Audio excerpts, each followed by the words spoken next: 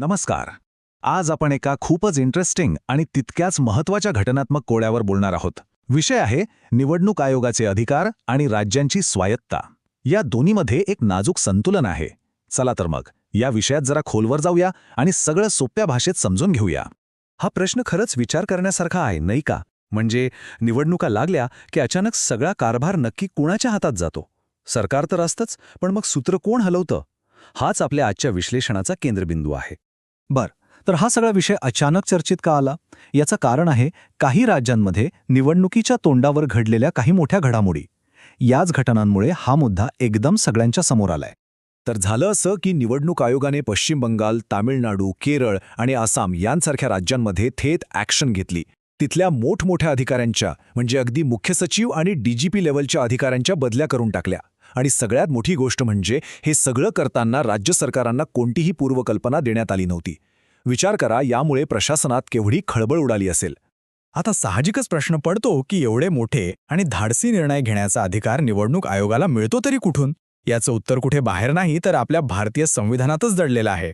तर तो स्रोत आहे आपलं कलम 324.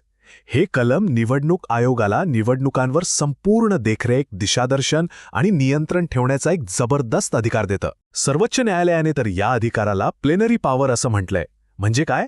तर एक असा व्यापक आणि परिपूर्ण अधिकार जो निवडणुका मुक्त आणि निष्पक्ष वातावरणात पार पाडण्यासाठी अत्यंत गरजेचा आहे. पण इथेच एक मोठा पण आहे. याचा अर्थ असा होतो का की निवडणूक आयोगाचे अधिकार अमर्यादित आहेत? त्यांना कोणीच काही विचारू शकत नाही? नाही. बघा, एखादा अधिकार मोठा असणं वेगळं आणि तो अमर्याद असणं वेगळं. आणि इथेच खरा तो घटनात्मक संघर्ष सुरू होतो. म्हणून हा मुद्दा खूप महत्त्वाचा आहे. कलम 324 हे अमर्याद नाहीये. हा एक राखीव अधिकार आहे. म्हणजे तो फक्त तेव्हाच वापरायचा जेव्हा एखाद्या विषयावर आधीपासून कुठला कायदाच अस्तित्वात नाहीये. जर संसदेने किंवा राज्याच्या विधानसभेने एखादा कायदा बनवला असेल तर निवडणूक आयोगाला त्या कायद्याच्या चौकटीत राहूनच काम करावं लागतं. ते कायद्याच्या वर नाहीयेत. आणि यामुळे होतं काय की दोन खूप महत्त्वाची लोकशाही तत्व एकमेकांसमोर येऊन उभी राहतात. एका बाजूला आहे मुक्त आणि निष्पक्ष निवडणुकांचं तत्व, तर दुसऱ्या बाजूला आहे कायद्याचं राज्य म्हणजे रूल ऑफ लॉ. हा संघर्ष आहे दोन वेगवेगळ्या भूमिकांचा. आता बघा, एका बाजूला निवडणूक आयोग काय म्हणतं? त्यांचं म्हणणं आहे की निवडणुका जर फ्री आणि फेअर करायच्या असतील तर जे अधिकारी पक्षपाती वाटतात त्यांना हटवणं गरजेचं आहे. कधीकधी अशा अपवादात्मक परिस्थितीत विशेष अधिकार वापरावेच लागतात. आता दुसऱ्या बाजूला आहेत राज्य सरकार. त्यांचं म्हणणं आहे की वरिष्ठ अधिकाऱ्यांच्या बदल्यांसाठी ठरलेले कायदे आहेत, नियम आहेत, त्याप्रमाणेच व्हायला हवं. हा आमच्या प्रशासकीय स्थैर्याचा आणि अधिकाराचा प्रश्न आहे. दोन्ही बाजूंचे मुद्दे महत्त्वाचे आहेत. आता जेव्हा संविधानाच्या दोन तत्वांमध्ये असा पेच निर्माण होतो तेव्हा अंतिम निर्णय कोण देतं? अर्थात सर्वोच्च न्यायालय. आणि या प्रकरणातही एका ऐतिहासिक खटल्याने खूप गोष्टी स्पष्ट केल्या आहेत. आणि सर्वोच्च न्यायालयाचं हे विधान हे खूप महत्त्वाचं आहे. मोहिंदर सिंग गिल विरुद्ध मुख्य निवडणूक आयुक्त या खटल्यात कोर्टाने अगदी स्पष्ट शब्दांत सांगितलं की निवडणूक आयोग म्हणजे राज्यांतर्गत एक स्वतंत्र राज्य नाही. म्हणजेच ते एक पॅरलल सरकार चालू शकत नाहीत. या एका वाक्याने आयोगाच्या अधिकारांची मर्यादाच आखून दिली. न्यायालयाने हेच पुढे आणखी सोप्या शब्दांत सांगितलं. त्यांनी काय म्हटलं? 1. कलम 324 हे महत्त्वाचं आहे, पण ते कायद्यातली एखादी उणीव भरून काढण्यासाठी आहे. 2.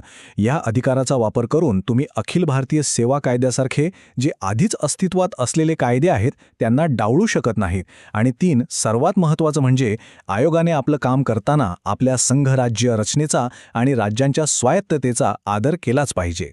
तर मग आता यावर तोडगा काय? कारण मुक्त आणि निष्पक्ष निवडणुकाही हव्यात आणि कायद्याचं राज्यही टिकलं पाहिजे.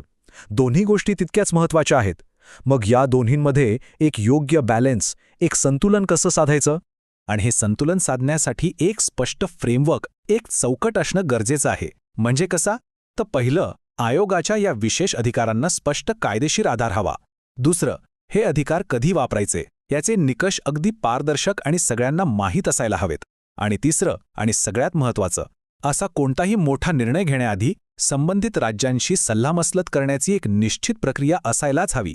आणि शेवटी हाच एक मोठा प्रश्न आपल्यासमोर उरतो की लोकशाहीचे जे रक्षक आहेत त्यांना आपण त्यांचं काम प्रभावीपणे करण्यासाठी सक्षम कसं करायचं, पण त्याचवेळी हे अधिकार अमर्याद होणार नाहीत याची खात्री कशी करायची, हा एक नाजूक बॅलन्स आहे. आणि यावर विचार करणं आपल्या सगळ्यांसाठीच खूप महत्त्वाचं आहे.